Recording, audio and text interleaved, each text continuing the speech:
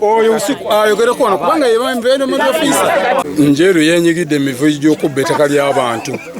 Usiku environment officer yenyigidde emivu gino. Ng'okwotadde n'abakulembeze abalala abali waggulu. Njeru yenyigidde emivu gy'okubba ettaka ly'abantu. Amanya agange mpitibwa Kyakuwa John, Vice Defense Owalogozi number 2. Kyekyo kino kye kimanyi kwa kusanga fence yange.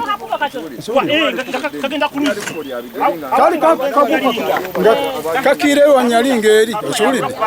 Kino kye kibanje kyange era mu kupima wano twasinzira ku kibanje kyange okupima akantu ka kanso naye nga ate si wa kanso atano ku 10 sokoleke 1.5 eka okukirira kati wano zali futi 10 okufa kunze wano zali futi 10 naye atenga futi 10 bano kanso beyagula tekatuka kukuba eno ku ttaka lino buno bubadde ku bubbi nga buli watu kati wanje Njeru town council ng'etubba ngegamba yine ekyapa yagula ettaka lino ku kyapa n'ekya twagenze okukizuula okunoonyereza kola search ng'ekyapa si kya Njeru town council ng'ekyapa kya George William Sendiwala enanyini kyapa kino block 41 era n'ekyapa 49 n'ekyapa kikino mwinja si kya Njeru town council ne tuyita ffenna n'abanjeru ne baddiso ne IO bonna abamu district y'ebbiri ey'Mukono n'eyawana ne bajja ne bankwasa ekibanja ettaka lye lyankanaki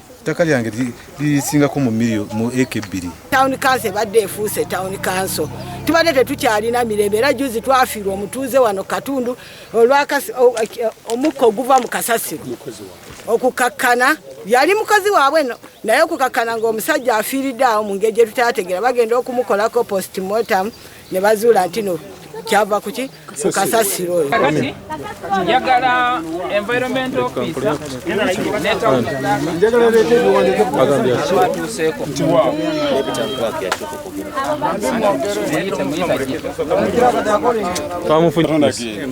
wano wanyini wantu nedda so omugasa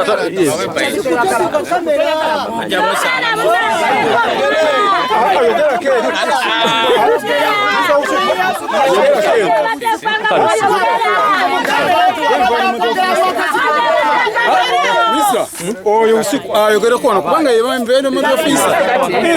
omukolo w'etawunikiranka yakutwala yamaze okukola ki tuyina kyalimu balina okundiyirira n'okujja mu kasasiro waabwe mu kibanja bonna bajje mu kasasiro ekibanja kino kyalimu emmere yali mmere gye bayiwa ku kasasiro ekibanja bakijuzaamu ebicupacupa kati bampe million 15. Mr. Ssegamwenge is saying he's a kivanja holder. Do you know a kivanja holder? The meaning of kivanja holder and the landowner in Uganda. we know Yes, he's a kivanja. He's claiming that he's a kivanja landowner. He's not the landlord. I think he's a kivanja holder on our land. We are the landlords as in Njeru municipal council.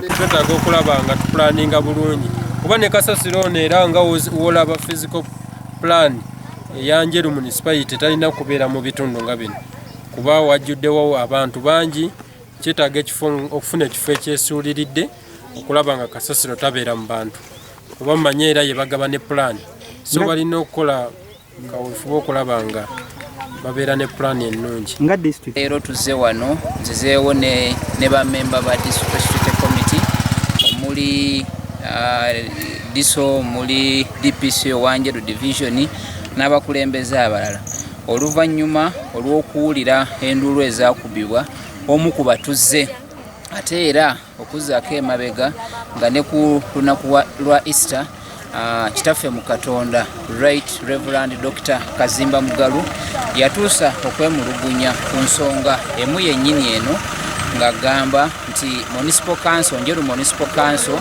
eri mu kumunyagako